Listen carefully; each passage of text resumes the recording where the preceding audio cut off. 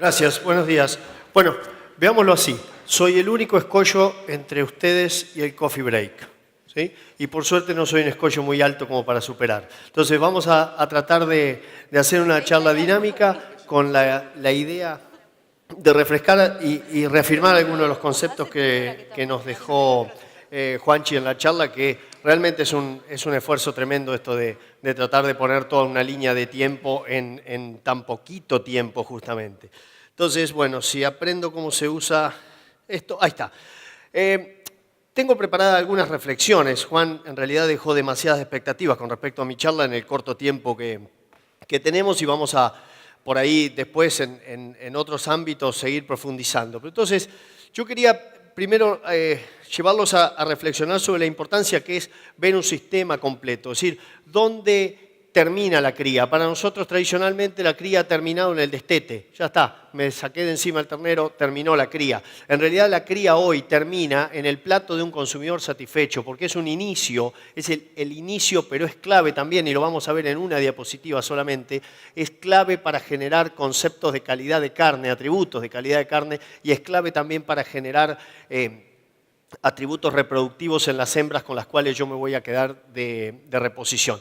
Luego está la recría, que algo Juan mencionó, es decir, es un eslabón clave en un sector invernador porque es el que permite lograr los kilos más baratos. Después, una vez que nosotros pasamos a grano, por más barato que estén los granos en términos relativos, hoy en día ese kilo producido a corral siempre va a ser más caro que un buen kilo producido a pasto, ¿sí? Eso también nos deja como reflexión de que tenemos que mejorar nuestra capacidad de producir pasto en aquellas regiones o aquellos lugares en donde el costo de oportunidad es lo suficientemente bajo para no pasar esa tierra a otro uso productivo, caso de agricultura en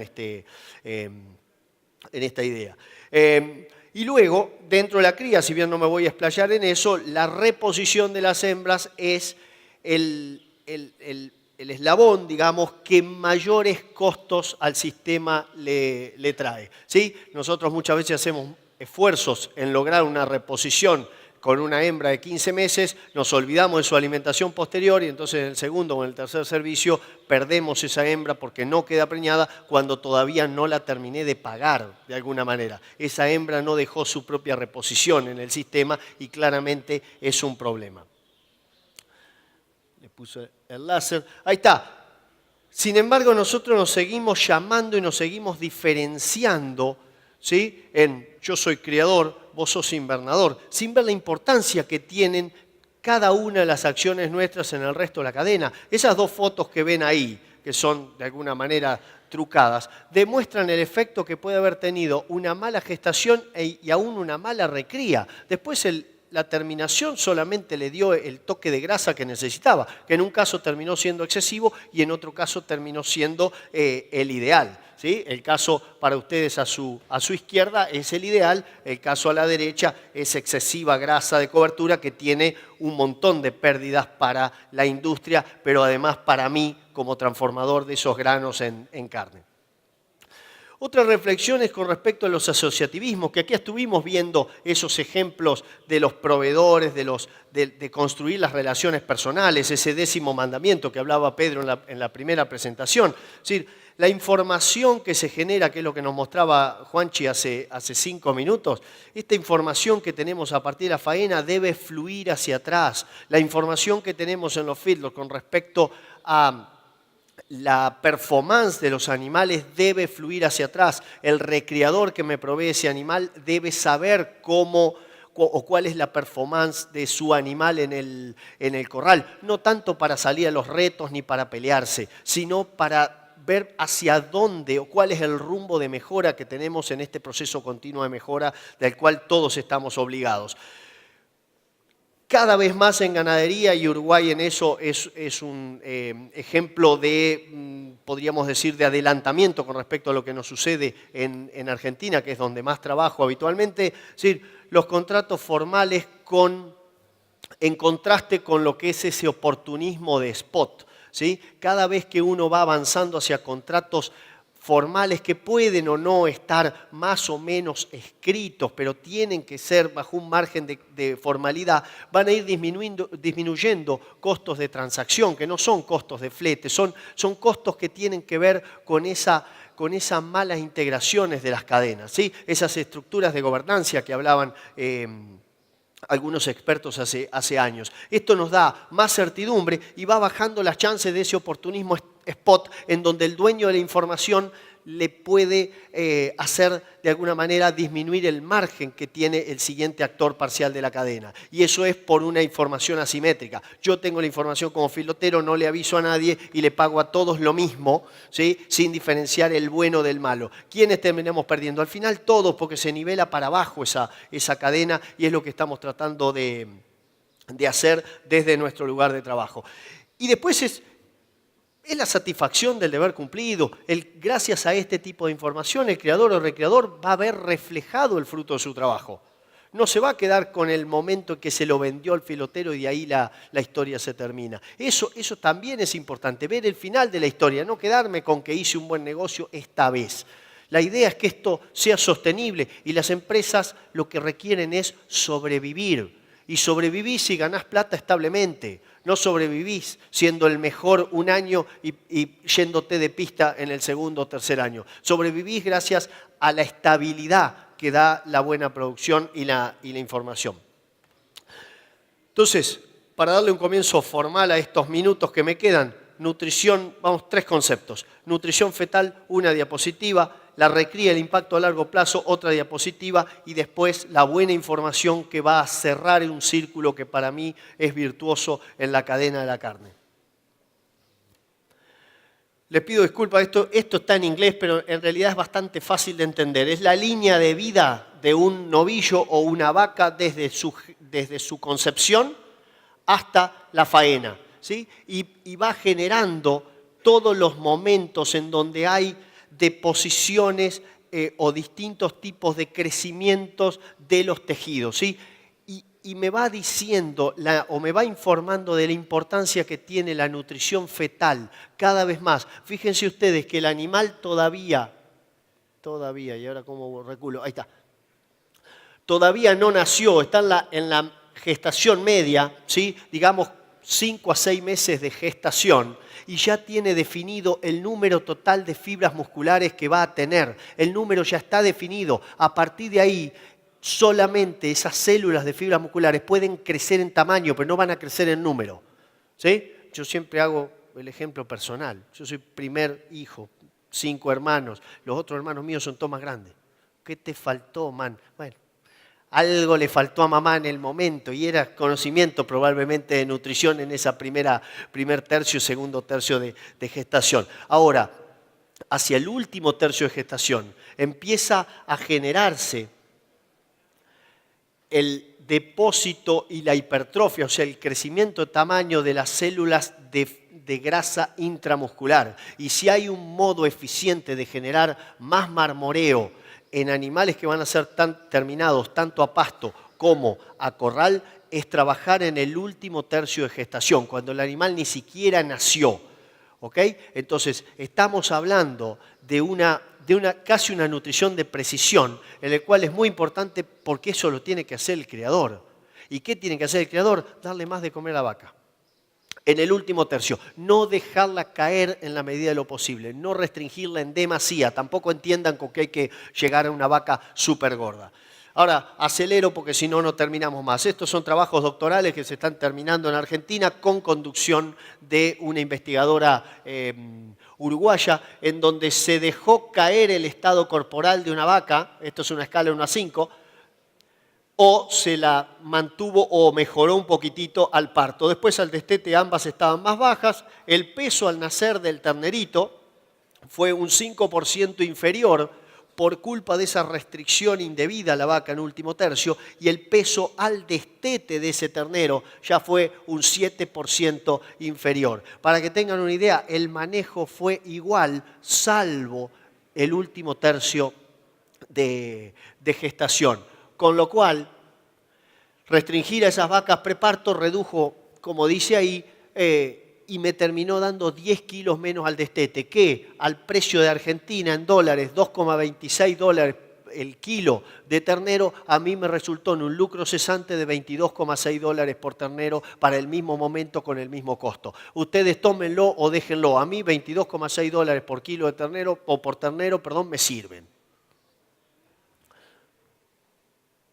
Esto, que es ciencia ficción y yo lo sigo viendo como ciencia ficción, es el hígado, es el cambio génico que se da en el hígado de una vaca conforme está a 160 días de parir o 60 días posparto, ¿sí? Con alto forraje o con bajo forraje durante ese momento de gestación. Esos colores significan genes que se prenden o genes que se apagan. Todos estaban, pero algunos se expresan y otros no. ¿Sí? Fíjense que si comparan las líneas de colores son completamente distintos. Estos son datos uruguayos, son trabajos de investigadores uruguayos publicados en journals internacionales de súper actualidad y de súper impacto. Digamos, Physiology Genomics es uno de los mejores journals del mundo en esto y son investigadores uruguayos los que están logrando llegar a estas revistas. Con trabajos que marcan la importancia de la nutrición fetal a través de cómo hacemos prender o apagar genes con relación a la alimentación diferencial que le damos a las vacas. Con esas nutriciones fetales yo estoy de alguna manera definiendo si voy a querer un bife de este tipo, ¿sí? Como ven acá, bastante interesante, pero poquito marmoreo, si es lo que te gusta el marmoreo. Un middle choice como es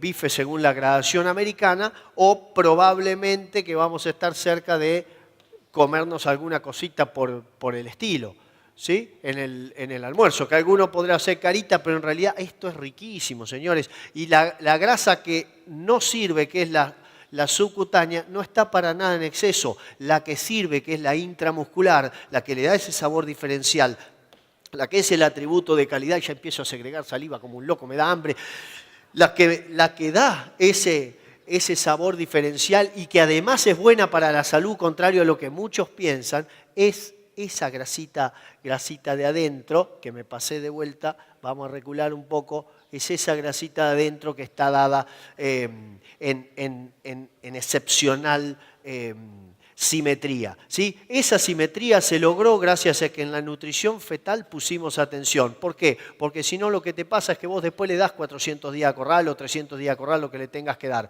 pero te quedan chancones de grasa o ingresiones de grasa intermuscular dentro del músculo que no es real, ¿sí? Eso porque no generaste la cantidad de celditas de preadipocitos en el momento. Voy a terminar la charla sin haber aprendido cómo se usa este cosito. Ahí vamos. Conceptualmente, nutrición residual es un término que a veces puede sonar feo, pero a mí me encanta. Es el impacto que tienen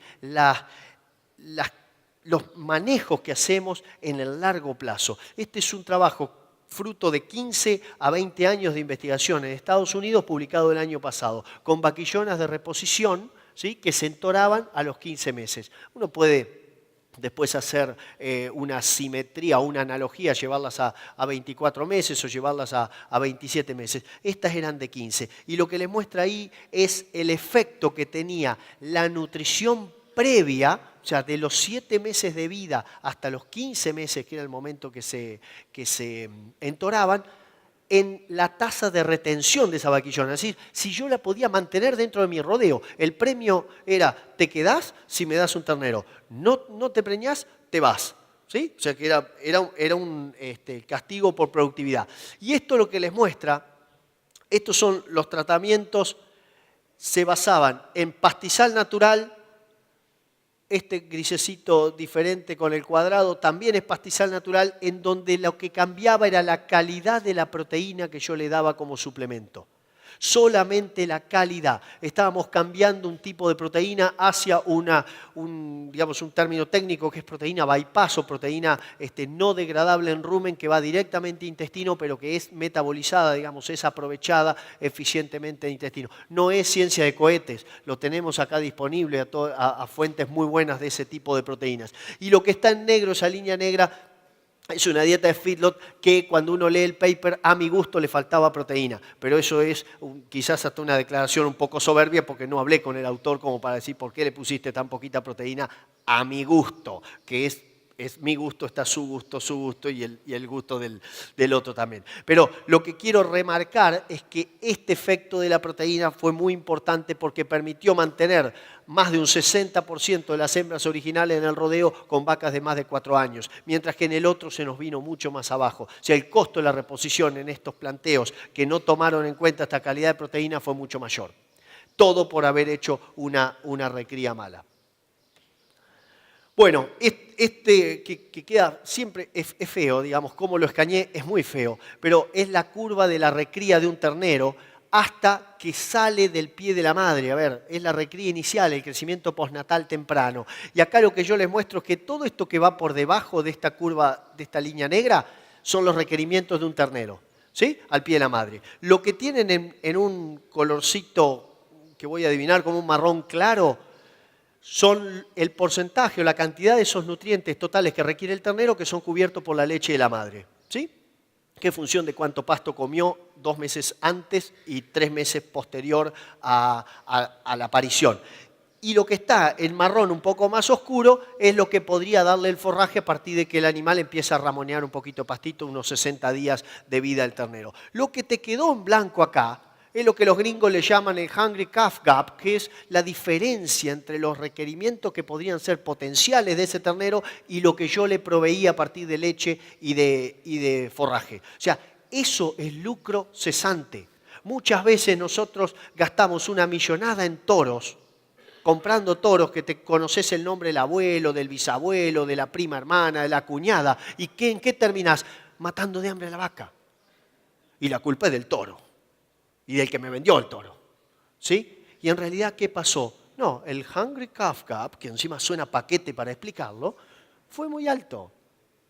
Fue muy alto. Es simplemente eso. La mataste de hambre a la mamá. ¿Qué querés que haga el pobre toro que encima ni siquiera tuvo un momento de intimidad con la vaca? Fue inseminación artificial eso. Bueno, ¿qué es lo que queremos y es lo que apunta Juanchi en sus charlas y en los trabajos de capacitación para el personal del feedlot? Que en el corral a los 2 días, pero sobre todo sería ideal tenerlos todos así en el primer día, todos estos animales estén comiendo el alimento que es un pequeño detalle, pero que Juan se ocupó de remarcarlo. La comida para ser aprovechada tiene que caer de este lado. Si cae de este lado está subaprovechada y yo la culpo a la eficiencia de conversión, porque es comida suministrada lo que medimos nosotros, no es comida realmente consumida. Entonces, parte de la prolijidad del diseño de las instalaciones tiene que ir en esa dirección. Y para eso yo les quiero mostrar algunos ejemplos que estamos haciendo en Argentina y que aquí con ADP ya cada vez se ve el incremento en ese uso de la información para poder tomar decisiones tempranas y que son muy interesantes. A partir de la nutrición individual, si se quiere, que tiene que ver con la identificación individual. En Argentina, como quizás ustedes saben, el sistema de trazabilidad no está basado sobre una individualidad con chip electrónico, está con un chip que hay que leerlo. Ni siquiera es un chip, es una caravana, es una gomita de color amarillo con 9 números que para leerlos, uno si encima es medio disléxico en números, empezás a leer cualquier cosa y das cualquier cosa de información. Tenemos corrales en donde incorporamos el chip electrónico como socio de la caravana de trazabilidad, la vinculamos en una planilla de Excel y ya nunca más lees caravana, sino que lees con el bastoncito electrónico como se hace acá. Y esa información, además de mejorarme la lectura de caravana, este es un feedlot que tiene 10.000 cabezas de ocupación instantánea, en lugar, decía, de solo mejorarme la lectura de caravanas, me permite tener la pesada individual de todos los animales, al inicio y a la salida, como una parte del proceso a medida que lees la caravana, vos estás sabiendo el peso. Y este es un solo corral de 150 animales. En ese corral manejamos solo lotes de 150 animales, que para mí es lo ideal. Y tengo todas las ganancias de peso individuales de los 150 animalitos. Por suerte no se murió ninguno. El promedio general me dio muy bien, 1,42, sin implantes, sin nada, con el frame de la pampa húmeda. Pero hubo 20 animales que me costaron 87 centavos de dólar el kilo ganado. Esto es solo de alimentación, no tiene los otros costos, no se asusten. Son baratos los costos en Argentina comparativamente, pero no tan baratos. Pero los que estuvieron por encima del promedio me costaron solamente de alimentación 71 centavos, o sea, 18% menos que los otros. ¿Y yo qué ventaja tengo ahora? Que sé quiénes son los que ganaron mucho y sé quiénes son los que ganaron menos. Entonces lo que hago con cierta maldad es una discriminación positiva, porque suena mal decir discriminación. Entonces, discrimino positivamente, me quedo con los mejores, los otros ni los miro. ¿Ok? Ya sé que este grupito de animales ganó 1,720 kg, este grupito de animales ganó 1,340 kg, son distintos dueños, ¿no? Entonces, ¿con eso qué hacemos? Miramos las implicancias, asumiendo que comieron lo mismo, que es mentira, yo veo una diferencia en conversión, ¿sí? La conversión de 6,85 bajó a 5,32. 30 segundos, ya estamos. Costo de alimentación bajó entonces de 80 centavos a 62 centavos y a igual precio de compra y venta, porque yo sin información compro y vendo al mismo precio, ¿sí? El margen bruto de ese animal subió de 145 dólares a 179. Esto, como implicancia, significa que yo le podría haber pagado hasta 6,5% más al mejor animal. Que no le voy a salir a decir a los cuatro vientos que le voy a pagar eso, ¿sí? Porque esa es mi información. Pero sí voy a decir, seguime trayendo de esto, los voy a correr hasta abajo de la cama, ¿sí? En cambio, al otro, yo voy a tratar de mejorar o de trabajar con él para tratar de mejorarle ganado con esta información.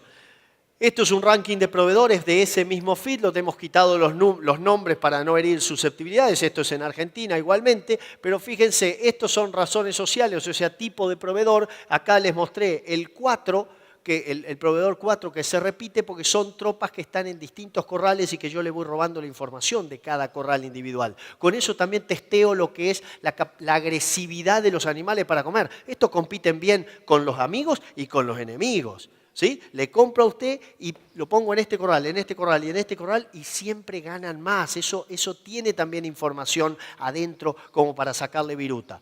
Es un índice que pondera la ganancia de peso y pondera el coeficiente de variación, o sea, la variación que tienen los animales dentro de un mismo grupo con respecto al promedio que obtienen. Son muy variables, los castigo un poco más. Son estables, vamos para adelante con el índice. Esto es información. Y ya terminando, algo que ustedes han nombrado con esto de las relaciones, también es responsabilidad de la cadena cárnica, todos los involucrados, desde los proveedores de insumos, los criadores, los recreadores, los invernadores, de comunicar un poquitito mejor lo que hacemos.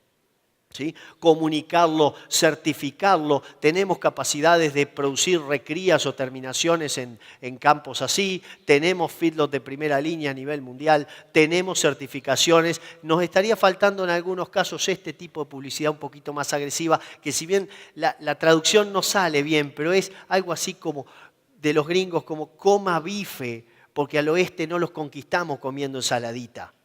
¿Sí? Al oeste nos fuimos con una canicama comiéndolo y rompimos a todos los indios, ¿no? Que suena mal siempre, pero no tengo otra forma para mencionarlo. Y lo último también, esta remera que tendríamos que llevar todos los que nos dedicamos al campo, que dice, traducido más bien, más mal, el farming, o sea, la agricultura, el ser un productor, es el arte de perder plata mientras estás trabajando 400 horas al mes para alimentar a gente que piensa que la estás envenenando. Con esto les agradezco la atención. Muchas gracias.